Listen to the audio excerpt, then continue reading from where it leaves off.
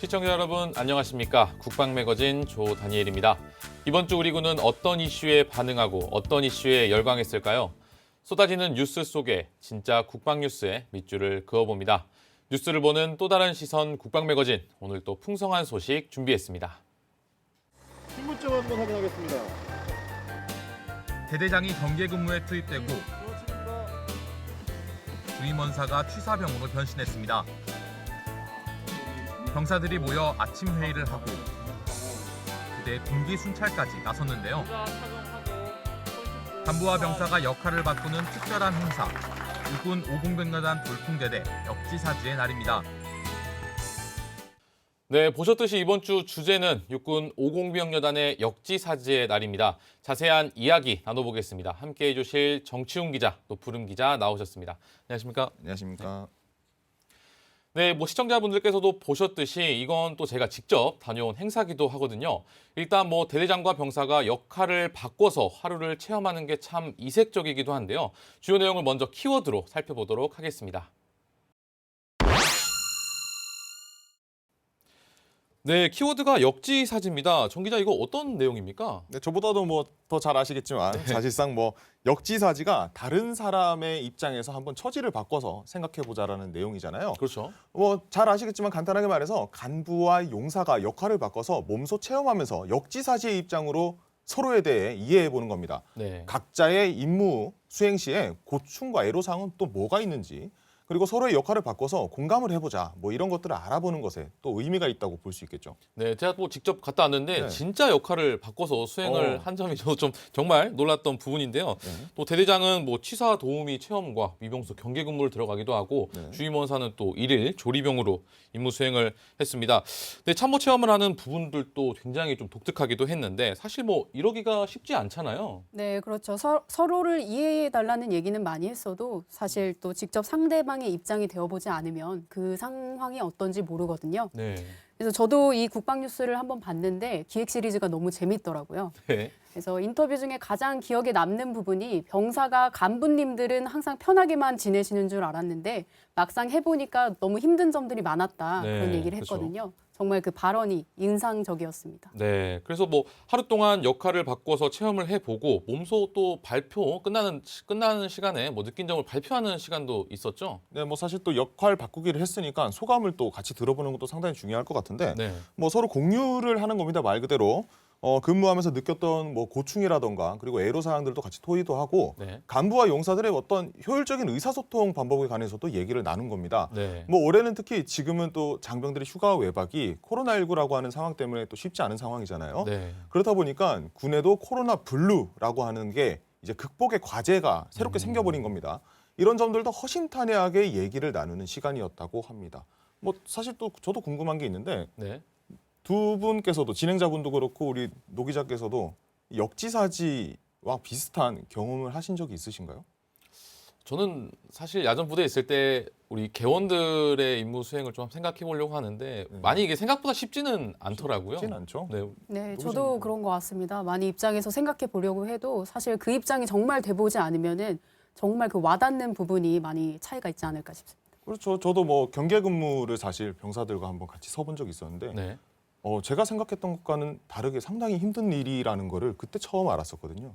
그래서 간부들도 용사의 입장, 병사의 입장에서 한번 서보고, 병사들도 간부들이 쉽지는 않구나라는 거를 서로 느껴보면 좀 좋지 않을까. 그런 부분들도 이제 소감문에 많이 나왔다라고 하는 내용이 담겨져 있었습니다. 네, 그렇죠. 그래서 이런 특별한 행사들을 하는 것을 보면 최근에 군대에서 인권이라든지 상호 존중 이런 문화들이 많이 발달한 것 같아요. 네, 맞습니다. 국방부도 연중 행사로 군 인권 관련해서 홍보 콘텐츠 공모전을 진행을 하고 있는데요. 네. 군내 인권 존중 분위기 확산을 위해서 전 장병을 대상으로 슬로건 캐릭터 또 인권송 분야로 나눠서 추진하고 있습니다. 네, 인권 존중 슬로건으로 지정된 문구도 쉽게 들으면 쉽게 공감이 간다고 하는데 어떤 내용인지 키워드로 살펴보겠습니다.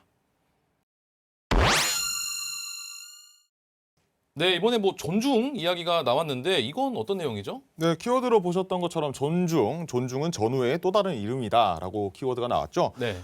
말 그대로 인권 존중은 군 문화 조성, 인권 존중의 군 문화 조성을 하겠다라고 하는 내용인데, 이런 점을 쉽게 풀어서 설명한 부분입니다. 인권송의 노래 제목도 들어보면 이해가 잘 갈 텐데 네. 꽃이라고 하는 창작곡이라고 합니다. 내가 나를 소중히 여기듯이 상대방을 소중히 여기는 문화가 확산되길 바란다. 뭐 이런 뜻을 갖고 있다고 하는데 그런 내용도 있잖아요. 꽃으로도 사람 때리지 말라. 네, 그렇죠. 김혜자 선생님의. 네, 그렇죠. 그 내용이 여기 아마 반영되어 있지 않을까 생각을 네. 해봅니다. 정말 뭐 중요한 이야기인데 뭐 이것과 더불어서 장병들이 만든 인권 캐릭터도 있다고 하는데 뭐 시청자분들께서도 일단 한번 보셔야겠죠. 네, 방금 보신 것처럼 캐릭터의 이름이 또 인고미와 인절미입니다. 너무 귀여운 캐릭터인데 또 올해 이제 군 인권 홍보 콘텐츠 공모전 결과가 네. 또 지난달에 발표가 됐습니다. 군 인권 캐릭터와 군 인권송 홍보 뮤직비디오 부문의 수상작도 공개가 됐는데요. 여기서 캐릭터가 선정이 된 거죠. 군 인권 캐릭터 이름은 인고미와 인절미입니다. 네, 또 이름을 두 번씩이나 말씀해 네. 주셨는데 되게 뭐 귀여운 이름입니다. 이거 무슨 뜻인가요? 뭐 또 가끔 부대에서 실제로 사용하고 있는 캐릭터들이 다들 있죠. 네, 그렇죠. 뭐 사실 또 이 실제로 있을 것 같은 인권 상담 사례를 담은 웹툰이라고 합니다. 국방 인권툰의 주인공이기도 한데 먼저 인절미는 인권의 절치는 바로 나라는 뜻이라고 합니다. 인고미는 귀여운 곰돌이, 말 그대로 곰을 캐릭터화했습니다. 인권 고민은 저에게 이런 뜻을 살려서 인고미라고 지었다고 합니다. 네, 뭐 되게 의미가 참 중요한 것 같아요. 이름만 귀여울 네. 줄 알았더니 네. 다 의미가 또 있네요. 의미가 참 되게 색다른데 네. 육군에서는 또 이런 인권 존중 센터도 새롭게 문을 열었죠? 네, 육군의 그 법무실 인권과가 네. 지금의 육군 인권 존중 센터로 이제 개편이 된 거고요.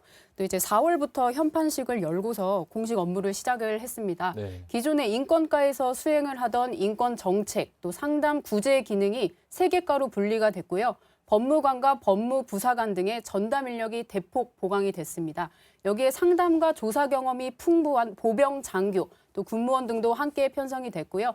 육군 내에서 인권 업무의 컨트롤 타워 역할을 한다고 보시면 되겠습니다. 네, 뭐 그런 것들을 보면 이제 뭐 상호 존중하는 그런 문화에 뭐 육군이 관심이 정말 많이 있는 것 같은데 아까 본 그런 캐릭터들을 활용해서 우리 인고미와 인절미를 활용해서 인권 웹툰을 국방부에서 또 발행을 하고 있다고요? 네, 그렇습니다. 국방부 법무관리실에서 지난 9월부터 매주 금요일마다 연재하고 있습니다.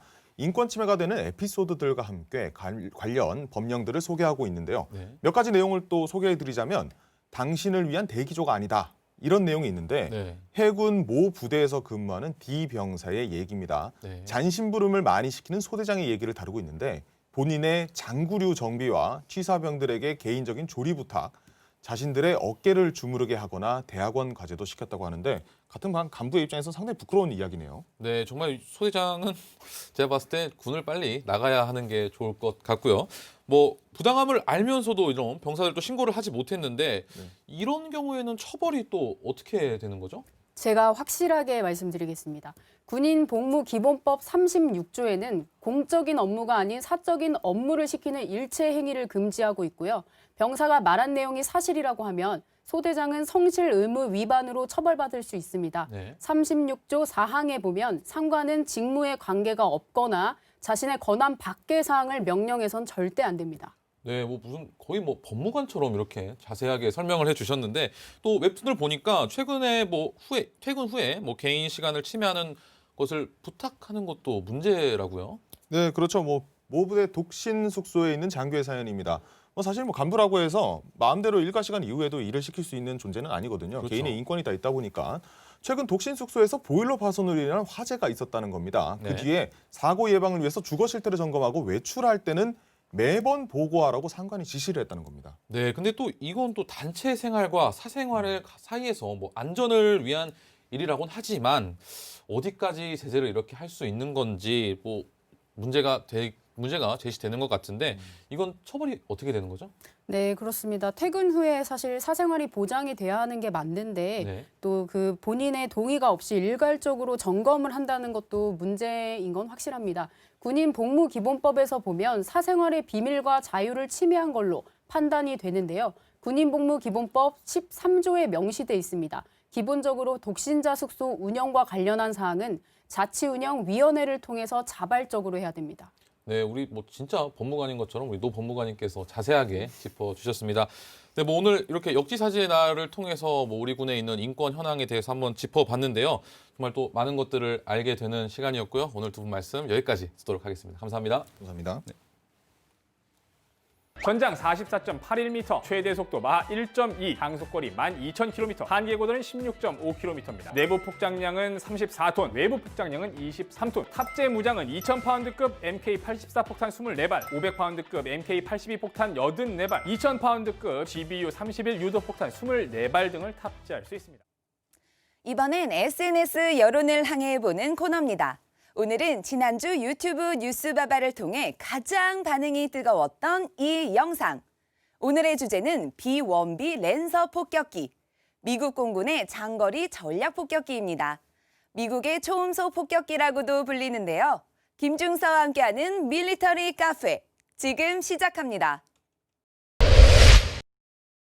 B-52와 B-2와 함께 미국의 3대 전략 폭격기 중 하나. 3대 전략 폭격기는 핵 추진 잠수함, 대륙간 탄도 미사일과 함께 유사시 상대를 타격할 3대 핵심 전력을 의미하는데요. 이렇게 강력한데 왜 사연이 많니? 하면 먼저 이것부터 알아봐야 합니다. 사실 B-1B 랜서 폭격기는 무기계에 풍운하다? 미운 오리 새끼다? 이런 얘기들이 많습니다. 잘 나가는 무기에게 왜 이런 오명이 붙었나? 궁금해하시는 분들이 많은데요. 그건 B-1B 랜서가 등장할 때 이때의 상황을 알아야 합니다. 사실 B-1B 랜서는 1950년대 말에 등장한 B-52를 대체해 초음속 시대에 알맞은 폭격기를 개발하기 위해 고안됐는데요. B-52가 그러면 얼마나 오래됐나? 지난 1963년 이전에 생산된 것이어서 이미 50년이 넘게 날아다닌 노장들이란 말이죠. 2040년까지 쓴다고 하니 좋기 100년은 쓰는 겁니다. 와우! 다시 본론으로 와서 B-1B는 1985년 구소비에트 연방 공산당 서기장으로 선출된 고르바초프의 등장과 동시에 동서간 긴장이 급격히 완화되자 1988년 100기를 마지막으로 생산이 종료됐어요. 갑자기 미운 오리 새끼가 된 거죠. 그런데 그 후 가까스로 개발이 재개됩니다. 기적적으로 회생한 거죠. 나 다시 태어났어. 허허허. 음속의 고공 침투보다 음속 가까운 고속의 초저공 침투가 오히려 생존성을 향상시키고 폭격 명중률도 높일 수 있다는 전술 교리가 개발돼 1984년에 레이건 행정부 때 B-1B가 개발됐습니다. 출발부터 참 시련이 많았습니다. 그럼 비운의 무기계의 풍운하, 스펙을 알아볼까요? B-1B 랜서 폭격기는 1985년 6월에 1번기가 미국 공군에 인도됐습니다. 관성 항법 장치를 갖추고 1986년 10월부터 실전 배치됐는데요. 그때부터 지금까지 미국 공군의 실질적인 주력 폭격기로 되어 있죠. 총 100대가 제작됐고요. 현재 약 95대가 활동 중입니다. 일단 초저공 비행을 할 수 있는데요. 초대형 기체로서 초저공으로 비행할 때 일어나는 하중과 이착륙 문제들을 해결하기 위해 날개를 가변익으로 했고요. 공기 흡입구의 고정식 채택과 캡슐식의 사출 장치도 개별식으로 교체한 것 등이 특징입니다. 기록도 있습니다. 최고 속도와 적재량, 항속거리와 관련해 몇 개의 신기록도 가지고 있는데요. 미국 항공연합에 의해 1994년 항공기 베스트 10으로 평가되기도 했습니다. B-1B 랜서는 총 4명의 승무원이 탑승하고요. 마하 2가 넘는 초음속으로 비행해 전 세계 어느 지역이라도 수시간 내에 도달할 수 있습니다. 특히 재규뷰 없이 대륙간을 비행할 수 있다는 점도 독보적입니다. 제목만 보면 동물의 왕국을 떠올리게 되는데요. B-1B 랜서는 파괴력이 강하고 백조를 닮은 외형 때문에 죽음의 백조로도 불립니다. 그럼 생김은 그렇다 치고 죽음은 또 뭐냐 하면 기체 내부에 각종 폭탄과 미사일을 최대 34톤이나 장착할 수 있습니다. 날개를 포함한 외부는 27톤에 달해 총 61톤을 실을 수 있는데요. 최고 속도는 마하 1.2로 B-52나 B-2보다 빠릅니다. 그래서 백조는 백조인데 막강한 파괴력 때문에 죽음이라는 무시무시한 단어가 붙었죠. 미운 오리 새끼로 태어났지만 성능은 모두가 무서워하는 죽음의 백조급. 유사시 괌 기지에서 이륙해 2시간이면 한반도에 도달 가능한 속도인데요. 또 은닉 기능인 스텔스 기능까지 갖춰 10km 밖에서도 레이더망에 걸리지 않습니다. 그럼 사막의 여우는 또 뭐냐? B-1B는 1998년이었죠. 미국과 영국이 연합해 이라크의 대량 살상무기 은닉시설에 대한 공습을 강행한 사막의 여우 작전을 시작으로 코소보 항공전과 아프간 대테러 전쟁, 2차 걸프전에 참전해 정밀 유도폭탄 등을 사용하면서 활약했습니다. 그래서 B-1B와 사막의 여우 작전은 뗄래야 뗄 수 없습니다. 지금까지 알아본 것처럼 B-1은 개발부터 현재까지 상당히 굴곡이 많았던 인생을 살아왔음을 알 수 있는데요. 무기 자체보다 급격한 환경적 변수에 의해 시대를 넘어오는 모 무기계의 풍운화 같은 거였단 말이죠. 유독 변화가 많았는데 B-1은 원래 핵전쟁을 염두에 두고 탄생한 전략무기였기 때문이었습니다. 만일 냉전의 골이 깊었다면 B-1의 생은 분명히 달랐겠죠. 그런 점에서 볼 때 처음 개혁대로 순탄한 삶을 살지 않았던 것이 어쩌면 인류사의 긍정적인 측면이었을 것이다. 라는 철학적 고민도 해봅니다. 이상 김중사와 함께한 밀리터리 카페 B-1B 랜서 폭격기를 낱낱이 전해드렸습니다. 국방매거진이 준비한 내용은 여기까지입니다. 오늘은 특별히 크리스마스 주간을 맞아 공군의 군악대가 제작한 캐롤송 커버 영상으로 마무리하겠습니다. 이어지는 영상 보시면서 기쁨과 나눔의 성탄 연휴 즐겁게 보내시길 바랍니다. 국방매거진은 다음 시간에 더 유익한 정보로 찾아뵙겠습니다. 시청해주신 여러분 고맙습니다. We wish you a Merry Christmas. We wish you a Merry Christmas. We wish you a Merry Christmas and a Happy New Year. We wish you a Merry Christmas. We wish you a Merry Christmas. We wish you a Merry Christmas and a Happy